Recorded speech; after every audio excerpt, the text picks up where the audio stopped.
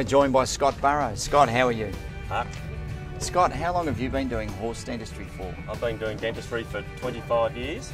Fortunate enough to learn off my father with a 5 or 7 year apprenticeship and carried on the business from there. How long was your father a horse dentist for? Probably 30 odd years. In those days when he started, there was probably only 2 or 3 doing dentistry, and they were basically the pioneers of it. Scott, what's changed between, say, what your father taught you 20 odd years ago and today? The actual tools have changed, and there's the actual files and the tools have changed a lot, so it's probably we're doing a lot better, not probably, we are doing a lot better job now than what we did 20 years ago, especially on the roundup of the first molars, especially for racehorses, and the removal of wolf teeth, and probably, well, also the care of older horses. It's improvement in those areas. It's improved, I'd say, nearly 100% in the last 20 years. And what sort of areas do you work? You're based in Melbourne. I live in Whittlesea, and I travel and work probably an hour in the surrounding areas of Whittlesea.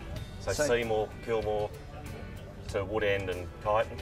All big horse areas. And what types of horses do you work on, Scott? Probably 50% racehorse and 50% pleasure horses, hacks, ponies, dressage horses.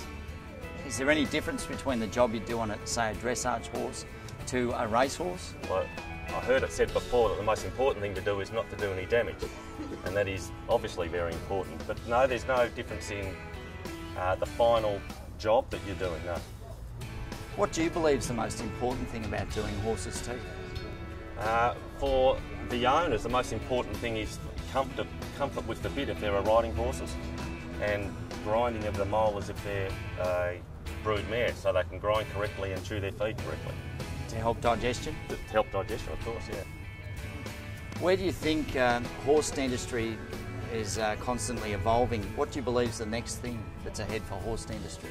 Well, there's a big debate now over power tools, whether they're a good thing or not, and I think that's still being debated as we go along. So that's probably the first step we've got to get over, whether that's a good thing or not.